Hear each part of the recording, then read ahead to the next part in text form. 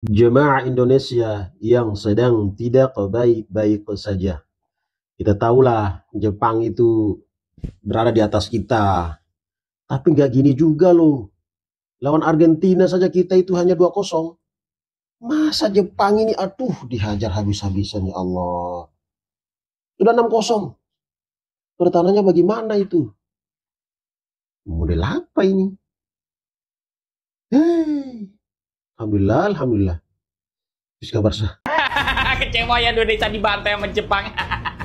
Udah jangan kecewa, sini aja ngumpul sama Arif Golang ya. Tapi sebelum lanjut seperti biasa buat teman-teman yang belum follow Arif Golang ini, pecinta-pecinta timnas yang belum follow Arif Golang, di follow dulu, dipencet di follow, jangan nonton doang. Buset abangku, 6-0 ya, nggak main-main Jepang ternyata abangku. Aku pikir di pertandingan terakhir Jepang bakal main santai, lah malah ngegas pak. Sebenarnya jujur aja ya bangku ya, di pertandingan terakhir ini tuh pertandingan formalitas harusnya. Karena kedua tim itu udah main tanpa beban ya. Jepang udah pasti lolos ke Pildun, Indonesia sudah pasti lolos ke ronde keempat. Cuman begini pak, kalau kita main tanpa beban harusnya kita mainnya kan lepas. Setelah ini 90 menit full kita ketekan pak. Bener-bener emang kita beda kelas abangku ya, beda level sama Jepang. Bahkan di pertandingan ini Indonesia nggak ada tendangan sama sekali, satu pun tidak ada bos. Tapi ya walaupun kita dihajar secara hasil dan statistik, tapi Arif Golang tetap tidak kecewa ya abangku ya. Emang dari awal Arif Golang emang udah turunin ekspektasi abangku. Lawang pertandingan formalitas ngapain capek-capek. Emang gak kepikiran gitu loh bakal kebantai 6-0. Kalau teman-teman bagaimana, kecewa nggak dengan hasil lawan Jepang ini? Coba tulis di kolom komentar ya. Segitu dulu dari aku seperti biasa. Buat kamu-kamu pecinta timnas yang belum follow Arif Golang, di follow dulu lah, di follow. Oh jangan nonton dong.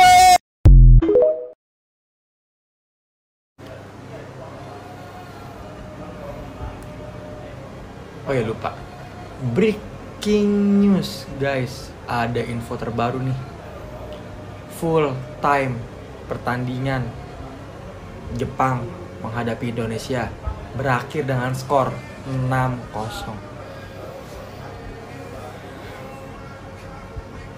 Bang Jepang, udah ya, udah lolos Piala Dunia, udah lolos dah. Perjuangan timnas Indonesia belum berakhir. Sampai jumpa di bulan Oktober 2025 untuk ronde 4 kualifikasi Piala Dunia 2026 zona Asia. Sekali lagi, kita selalu support timnas Indonesia menuju Piala Dunia 2026. Sekali lagi, tetap semangat buat timnas Indonesia, tegakkan kepala kalian semua.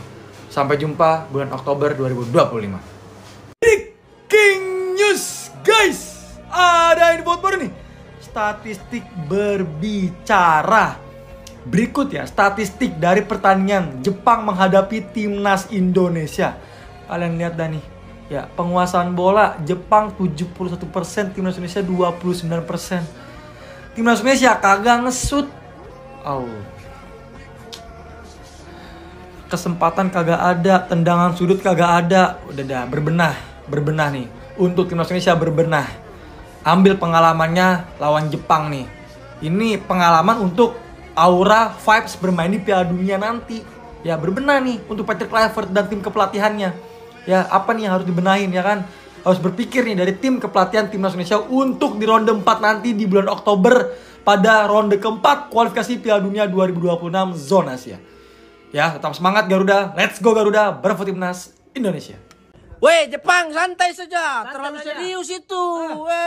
Terlalu ngotot, pengen tunjukin semuanya. Santai aja Bang Brat nih. Santai saja Jepang, awas Jepang ya. Kita ini anak baru di Piala Dunia. Pengen banget liatin semua skill kalian. Coach. Santai lah. Santai saja. Endo gak usah main. Iya, gimana nih Bang John? Terlalu serius, nggak seru. Gak seru, terlalu serius kalian. Kita ketemu di Piala Dunia. Nanti lihat saja. Minum dia. Bang Jepang, lu gak kira-kira banget sih bang. Iya bang, gua tahu bang, abang jago banget bang. Tapi gak sebanyak ini bang golnya bang ya.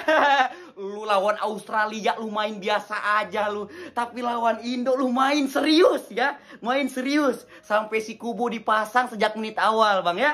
Bang lu kan udah lolos Piala Dunia bang. Apa susahnya bang buat main kucing-kucingan aja bang ya. Main passing-passing aja bang gitu ya bang ya. Kalau kayak gini gue jadi gak mau nonton video lu, ha? Gak mau lagi gue nonton video Jepang. Gak bakal gue nonton Hitomi Tanaka, Hikaru Nagi, Mourinho, si Mourinho gak mau gua. Hancur lebur timnas kita dibombardir sama Jepang yang mainnya rapi dan bagus banget. Ya Allah, kayak kagak dikasih napas kita buat ngembangin permainan. Kalian bisa lihat alhasil pemain-pemain kita ini ratingnya hancur banget. Jeruk sama merah, kagak ada ini yang hijau satu-satu acan. Gue juga bingung harus ngomong apa ya, karena memang Jepang pressingnya bagus. Ketika timnas kita menguasai bola, itu buat ngembangin permainan susah banget. Rapih banget Jepang, sampai angkat topi lah gue ngeliat Jepang mainnya. Tingkat dunianya memang beda banget. Gak usah dihujat ya pemain kita, ini masih proses. Barangkali nanti kedepannya bisa jauh lebih baik. Tapi kalau kalian boleh sebut satu nama, kira-kira pemain mana yang menurut kalian kayaknya underperform di match kali ini? Ya, tapi nggak boleh sampai mencaci maki ya. Cuma sekedar memberikan saran aja. Nggak apa-apa dong. Coba deh kalian tulis di kolom komentar. Dadah. Beckham Putra dihujat abis-abisan di akun medsosnya. Allahu Akbar. Gue gak habis pikir sama netizen Indo. Ya Allah, ini Beckham lagi dikasih kesempatan kepercayaan buat main jadi starter. Dan lu pikir emang cuma Beckham yang mainnya agak kurang? Yang lain juga sama bro, ratingnya pada jeruk semua. Bukan karena timnas kita yang mainnya mungkin jelek, bukan. Jepangnya yang kelewat jago.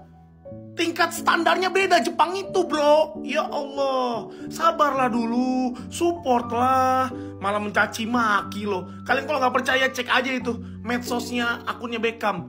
Dihujat itu, banyak banget itu yang komen. Gue nggak tahu itu orang-orang mana aja itu yang komen. Gak habis pikir aja gue sama pikiran mereka. Kok bisa-bisanya menghujat? Aneh banget Cuk, bukannya didukung. Ya Allah, lucu, gue lucu asli. Makan dulu nah, biar sedikit. Kesehatanmu kasihan.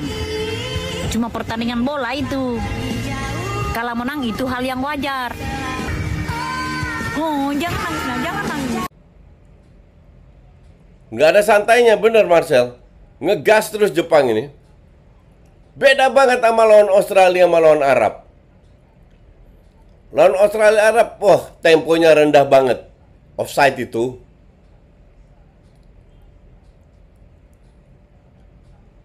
Ya bukan cuman Afin, bukan masalah cuman 3-1. Lu 3-1 5-0 tetap kalah bukan? Kok kalian itu melihat ini sebuah kayak lu kalah 1-0 bukan berarti lu main jelek, tergantung peluangnya berapa. Mungkin mereka lagi kurang on fire. Sekarang kan lagi on fire banget. Ini bukan matematika. Afim.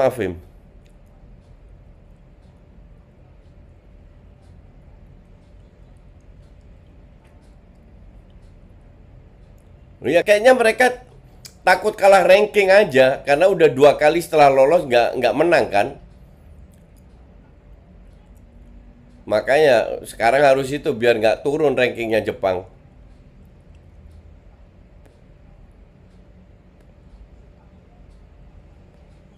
Betul Jo. Gue nggak bilang kita main bagus, kita memang main nggak bagus, tapi juga kalah murni karena kalah kualitas. Kita udah berikan segalanya. Mungkin kayaknya kalah stamina juga. Bagus buat mental, betul.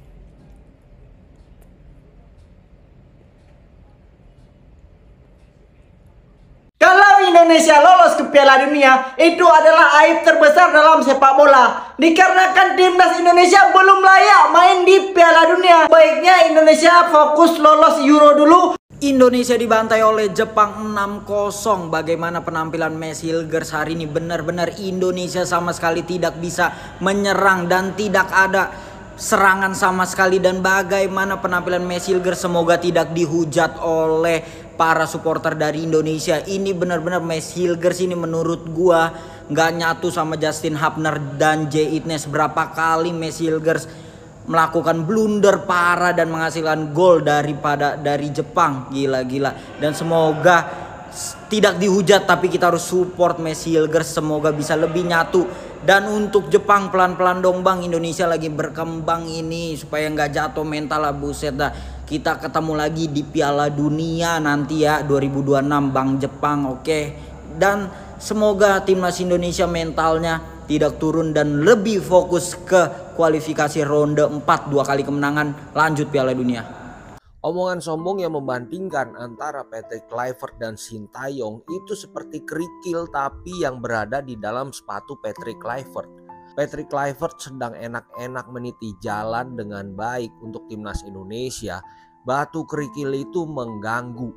Patrick sangat respect terhadap pelatih lama, tapi nggak tahu kenapa ada seseorang yang membanding-bandingkan.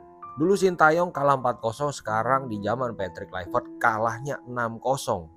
Nggak ada yang salah dengan ini karena memang Jepang juga nggak berubah. Jepang tetaplah Jepang, bukan Patrick yang salah, bukan Sintayong salah.